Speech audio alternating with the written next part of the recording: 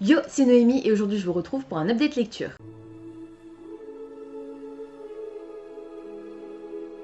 Je vais vous parler simplement de mes 3 dernières lectures qui sont en fait les 3 romans que je n'avais pas encore lus pour le PLIB, donc les 3 derniers finalistes qui me restaient à découvrir. Et on va commencer tout de suite sans perdre plus de temps avec Mère morte d'Aurélie Wellenstein aux éditions Scrinéo. C'est un roman de science-fiction dans lequel toutes les mers et tous les océans ont disparu à cause de la bêtise de l'être humain qui a massacré les animaux et qui n'a pas suffisamment prêté attention à la planète. Dans cette histoire, les animaux marins qui ont donc complètement disparu reviennent se venger et aspirer les âmes des hommes sous forme de marées fantômes. On va avoir affaire à un personnage principal qui s'appelle Oural et qui est exorciste et qui est donc une des rares personnes sur Terre qui est encore en vie et qui a le pouvoir d'exorciser et donc de faire disparaître ces fantômes et de protéger les quelques survivants qui restent. Il vit dans un bastion avec quelques centaines de personnes, je dirais, et il essaye de les protéger du mieux qu'il peut au jour le jour, au fur et à mesure des nouvelles marées, jusqu'au jour où va débarquer dans sa vie Bengal, qui est le capitaine pirate d'un genre de bateau fantôme,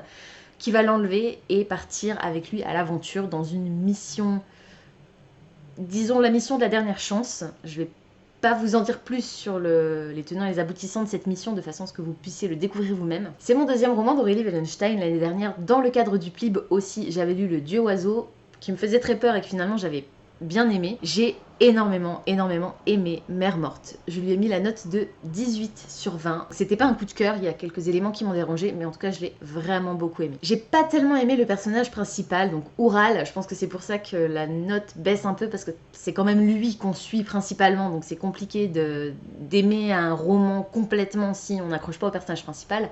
J'ai trouvé que c'était un personnage beaucoup trop sûr de lui et très hautain de par son pouvoir. Il est effectivement le seul. Je peux comprendre que ça file la grosse tête. Tu es le seul à pouvoir protéger tout le monde en gros. Mais bon, tu peux redescendre d'un cran. Hein. C'est pas la peine de péter plus haut que ton cul. Hein. Voilà. Donc ouais, j'ai eu du mal avec lui. Par contre, j'ai beaucoup aimé Bengal qui fait des choses horribles. C'est un personnage qui a un côté très cruel, mais qu'on apprend à découvrir au fur et à mesure, et j'ai énormément apprécié la relation qui va se tisser entre ces deux personnages. On a un léger syndrome de Stockholm, je dirais, mais vu la situation dans laquelle se trouvent les personnages et la façon dont l'histoire évolue, j'ai trouvé ça plutôt logique en fait. Enfin, Oural va ouvrir les yeux sur beaucoup de choses, et la relation qui s'établit entre deux coule de source en fait, au final. Il y a quelques redondances, étant donné qu'au fil de l'histoire, on a affaire à au moins 3, me semble-t-il, marées fantômes. Donc au fur et à mesure que les marées montent, Oural, sans son pouvoir, se développer et du coup va exorciser les fantômes. Mais on a ce schéma répétitif de « Ah, il y a une marée, donc on va se battre, il faut exorciser les fantômes. » Voilà. Ensuite, il y a un peu de calme quand la marée se retire. Puis de nouveau, il y a une nouvelle marée qui revient. C'était un peu répétitif, même si à chaque nouvelle marée, il ne se passe pas la même chose. Donc voilà, le schéma est répétitif, mais l'histoire ne l'est pas. Le style de l'autrice est incroyable, c'est incisif, c'est dur, c'est extrêmement difficile de lire ce roman, particulièrement si vous êtes très sensible à la cause animale, puisque Oural, Bengal aussi, mais surtout Oural, puisque c'est lui qu'on suit, fait des cauchemars, et donc nous on vit ces cauchemars, et en fait dans ces cauchemars, il se retrouve dans la peau des animaux qui ont été massacrés dans son passé, cause directe de la disparition des mers et des océans dans leur monde, qui est en fait notre monde dans le futur. C'est pour ça que c'est de la science-fiction et pas de la fantasy. Il vit les tortures que les hommes ont infligées aux animaux. Vous savez, quand on voit ces reportages monstrueux où les pêcheurs attrapent les requins, leur coupent les ailerons et les rejettent à la mer, ou bien les tortues qui sont étouffées par des sacs en plastique, ce qui se passe actuellement chez nous pour de vrai dans notre monde en fait, et qui a découlé de la disparition des mers et des océans dans cette histoire. Donc c'est horrible à vivre parce que non seulement on est témoin de ça, de ces tortures, mais en plus on le vit du point de vue de l'animal qui est torturé et qui est en train de mourir. Donc c'est monstrueux, c'est horrible, et ça met une grosse claque dans ta gueule parce que tu te rends compte que ça existe aujourd'hui, c'est ce qu'on vit actuellement. Donc bon, je vais pas dire que dans, je sais pas, 50 ans ou 60 ans, dans ces eaux-là, je dirais, on va avoir des marées fantômes et les animaux marins qui vont revenir sous forme de spectres pour nous avaler l'âme. Peut-être pas, j'espère pas. Mais on va où, en fait c'est ça que j'aime énormément chez l'autrice, même si c'est que le deuxième roman que je lis d'elle, c'est que je trouve elle réussit à s'inspirer de l'actualité pour faire prendre conscience à son lecteur qu'il est temps d'agir, et même si elle le fait de façon tellement crue et dénuée d'enrobage en fait, parce que c'est la vérité brute, il n'y a pas besoin de mettre un joli ruban autour pour que ça passe mieux, c'est ce qui se passe actuellement et on a besoin de se rendre compte que ça se passe comme ça actuellement chez nous. C'est aussi pour ça que j'ai adoré ce roman, parce que même si, comme je vous l'ai dit, les scènes là c'était mais... oh purée, c'était dur, c'était vraiment dur, ben malgré tout ça prenait sens en fait. Et alors la fin, je m'y attendais pas du tout, je m'attendais pas du tout à ce que ça se termine comme ça, et cette fin est juste magnifique. C'est beau, c'est poétique, c'est parfait. J'ai lu dans une critique que donc la personne qui avait rédigé cette chronique trouvait que c'était une fin ouverte, mais moi j'ai pas ce sentiment de fin ouverte, et pourtant vous savez ce que je pense des fins ouvertes, hein, je déteste ça. D'ailleurs on va en reparler juste après. J'ai pas trouvé que c'était une fin ouverte, pour moi cette fin clôture merveilleusement bien l'histoire. Il me restait aussi à lire Féline de Stéphane Servan aux éditions Rouergue dans la collection Épique, c'est bien ça. Féline, c'est une science-fiction dans laquelle on se trouve notre époque, plus ou moins, dans ce qui semble être notre monde, qui pourrait être quasiment notre ville, sauf que un beau matin, les jeunes adolescentes vont commencer à se voir pousser des poils sur tout le corps. En fait, j'ai pas grand chose de plus à vous dire sur l'histoire en elle-même, puisque concrètement, c'est ça. On part de ce principe-là, et on va avoir notre héroïne, qui est donc une jeune fille, une jeune adolescente, qui va elle aussi se voir vivre cette mutation, puisque en fait cette transformation est due à la mutation d'un des chromosomes dans les gènes des jeunes adolescentes. Les gens réagissent différemment à cette transformation. Dans un premier temps, comme on sait pas trop d'où ça vient, quand ça commence à débarquer, les ados surtout entre eux, ils se moquent un peu, quoi. Elle est poilue, c'est un gorille, machin. Enfin, vous voyez le genre de conneries que peuvent raconter les ados et malheureusement même les adultes. Et donc voilà, et le problème c'est que on va aller de tragédie en tragédie dans cette histoire. Les jeunes filles qui se transforment petit à petit vont être victimes de racisme, de féminicide, de violence, tous les termes, tout ce que vous pouvez trouver qui rentre dans la catégorie du mot violence, vous pouvez le mettre là. Voilà, c'était terrible comme récit. J'ai pas spécialement accroché au personnage principal, là encore, qui s'appelle Louise. C'est une ado, on va dire un peu discrète. C'est une ancienne reine du lycée, on va dire, à qui il est arrivé un terrible accident et qui depuis s'est assez renfermée sur elle-même, qui fait plus partie de ce groupe de filles très très populaires, mais qui n'est pas non plus, qui fait pas non plus partie des filles qui sont impopulaires, on va dire. Elle est pas spécialement rejetée, mais bon, les gens la côtoient plus forcément. Elle vit toute seule avec son papa, enfin non pas toute seule puisqu'elle vit avec son papa et son petit frère, mais disons qu'elle a perdu sa maman, et elle vit sa vie d'adolescente plus ou moins normalement, on va dire, jusqu'au jour où la fameuse mutation commence à débarquer dans son lycée, dans sa ville. Louise va se poser beaucoup de questions, et ça je l'ai assez apprécié par rapport à son personnage, parce que elle interroge sur, de nouveau, tous les sujets d'actualité, le féminisme, le droit aux femmes de disposer de leur corps comme elles l'entendent. J'ai mis la note de 14 sur 20 à ce récit. Je vous laisserai découvrir ma chronique sur le blog, qui est beaucoup plus claire que ce que je vous en dis là, parce que j'ai vraiment bien pris le temps d'y réfléchir. Je sais pas quoi trop vous dire en fait de ce roman. J'ai eu vraiment beaucoup de mal à rentrer dans le récit, et pourtant je l'ai lu à une vitesse. C'était impressionnant. Il n'y a pas de chapitre, c'est découpé sous forme de paragraphes. J'ai mes cheveux qui n'arrêtent pas de se prendre dans le livre, c'est chiant. Voilà. Donc vous avez des petites étoiles comme ça qui distinguent plus ou moins les paragraphes, les événements, les parties, mais il n'y a pas de découpage en chapitres classiques, on va dire. Ce que j'ai trouvé très très fort avec cette histoire, c'est la façon dont elle est racontée.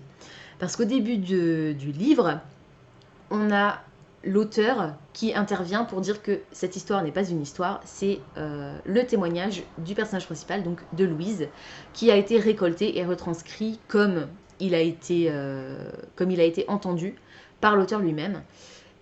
Et voilà, et en gros, on vit ce roman comme une histoire vraie et comme un témoignage, et j'ai trouvé ça tellement puissant parce que Stéphane Servan est un homme adulte qui a dans les 45 ans, me semble-t-il, et Louise est une adolescente qui a dans les 17 ans, voilà. J'ai trouvé ça tellement brillant et incroyable que l'auteur réussisse à retranscrire les émotions, les sentiments, les douleurs d'une jeune adolescente telle que, selon moi, qui en ai été une, elle aurait pu les vivre, c'était bluffant en fait. J'avais vraiment l'impression que c'était Louise elle-même qui racontait son histoire. Je crois que c'est ça qui m'a vraiment le plus plu dans ce roman. Par contre, c'est une fin ouverte. Et vous savez ce que je pense des fins ouvertes, je viens de le redire. Donc voilà, j'ai été assez déçue par la fin. D'autant plus que non seulement c'est une fin ouverte, mais l'auteur se sent obligé de rajouter un élément extrêmement mystérieux et qui ne peut que titiller le lecteur, genre sur la dernière page quoi. Donc encore plus fait exprès pour frustrer, double couche de frustration quoi en gros. Ça m'a énervé, ça m'a beaucoup agacé parce qu'il n'y avait pas besoin en fait. J'étais déjà suffisamment frustrée comme ça de pas savoir exactement comment les choses allaient évoluer, est-ce que ça allait revenir dans l'ordre, est-ce que ça allait empirer. Et en plus on me rajoute un dernier élément, je vous dis sur la dernière page quasiment, non j'en avais pas besoin en fait. Voilà, donc 14 sur 20 pour cette histoire. J'ai passé un moment moyen, je vous dis, ouais, c'était assez dur quand même à lire, hein, parce qu'il y a parfois des passages qui sont vraiment difficiles, et là je vais faire le parallèle avec Mère Morte, c'est la même chose.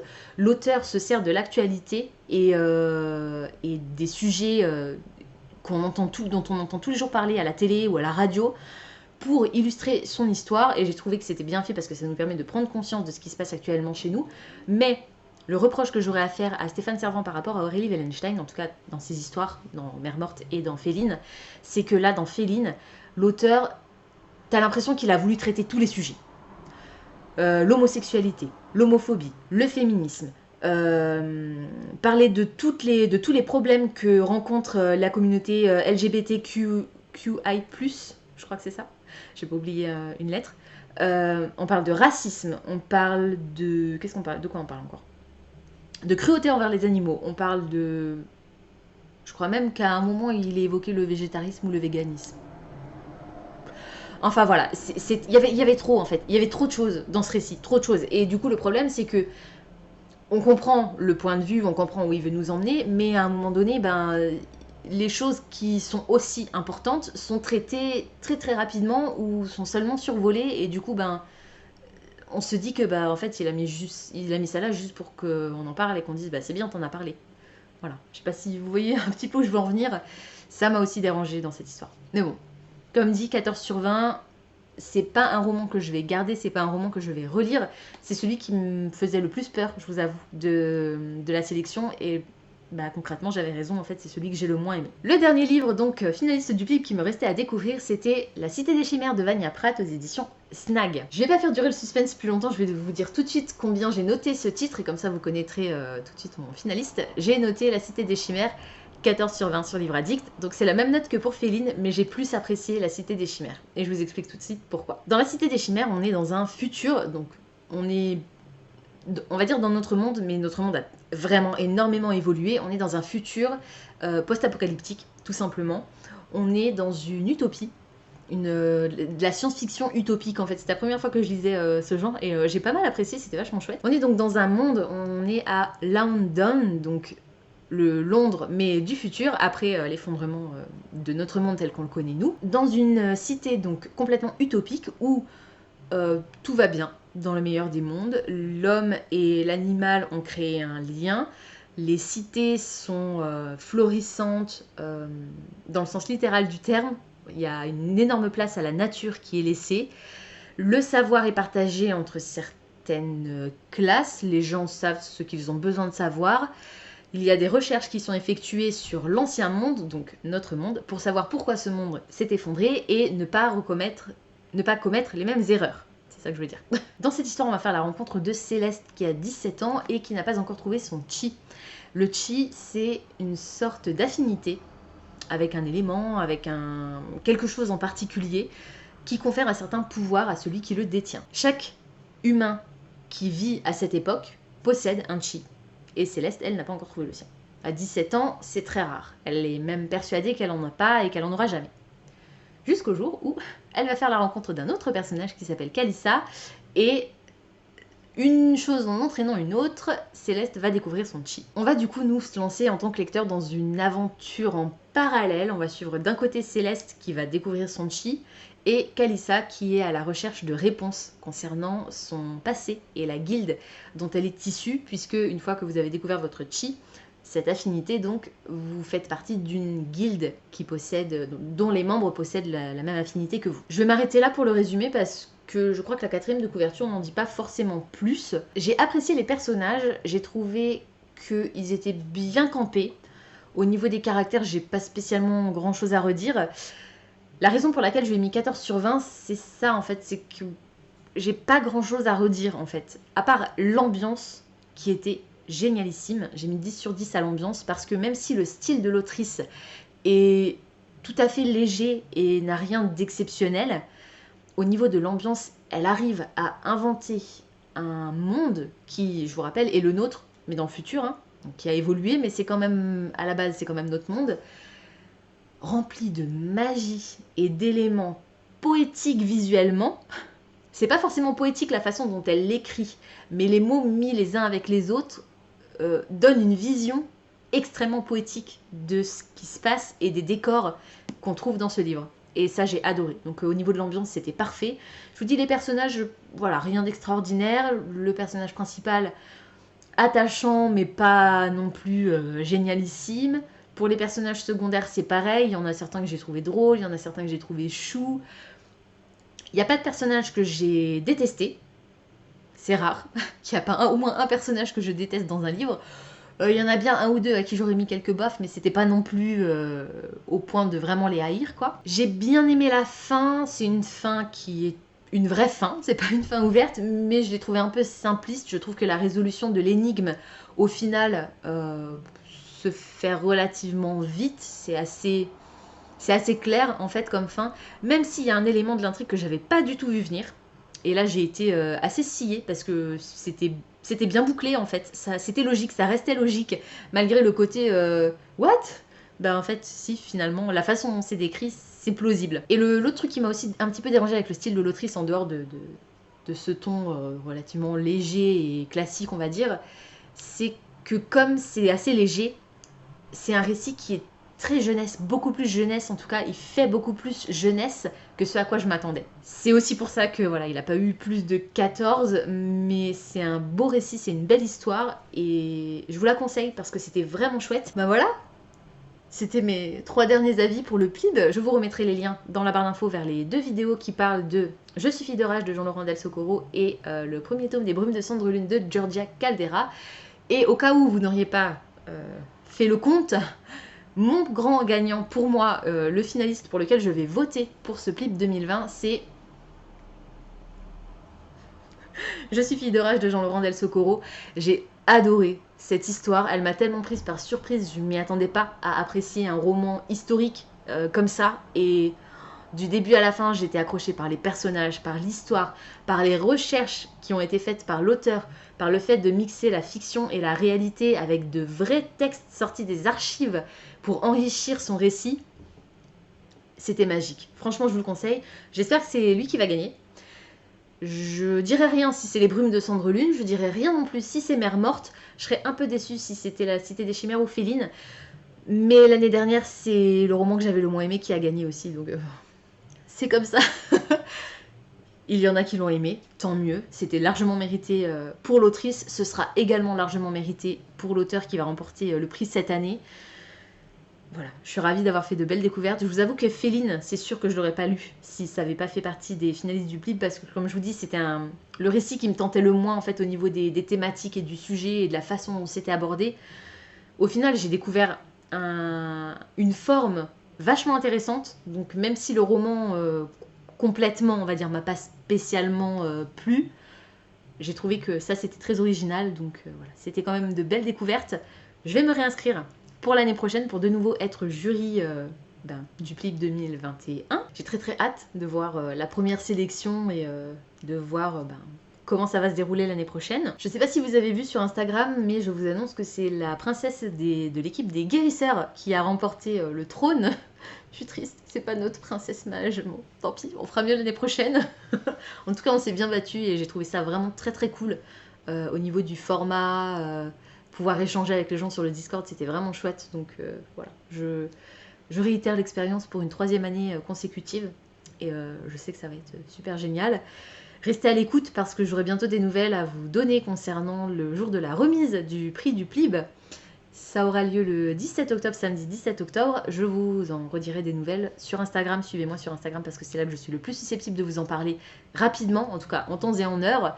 Avec un peu de chance, il y aura une vidéo qui sortira peu de temps avant, donc je pourrai éventuellement vous en redire un peu plus à ce moment-là. J'attends encore quelques infos, c'est pour ça que je vous en dis pas trop. Mais il y a des chances qu'il se passe un truc le 17 octobre, donc restez à l'écoute. Voilà, c'est tout pour aujourd'hui, j'espère que cette vidéo vous aura plu. Comme d'habitude, n'hésitez pas à me dire dans les commentaires si certains des titres que je vous ai présentés aujourd'hui vous intéressent, si vous les avez déjà lus et surtout ce que vous en avez pensé. N'hésitez pas également à me dire si vous avez participé au PLIB cette année, si vous avez envie d'y participer l'année prochaine. Si vous y avez participé cette année, quel est votre finaliste? Quel est le livre que vous rêveriez de voir gagner le prix du PLIB 2020? Pensez à vous abonner à la chaîne, à liker et à partager cette vidéo, ça me fera toujours plaisir. Pensez également à activer la petite cloche des notifications qui vous permettra de savoir quand je poste du nouveau contenu. En attendant de vous retrouver, je vous souhaite d'excellentes lectures et je vous dis à très bientôt dans une prochaine vidéo. Ciao!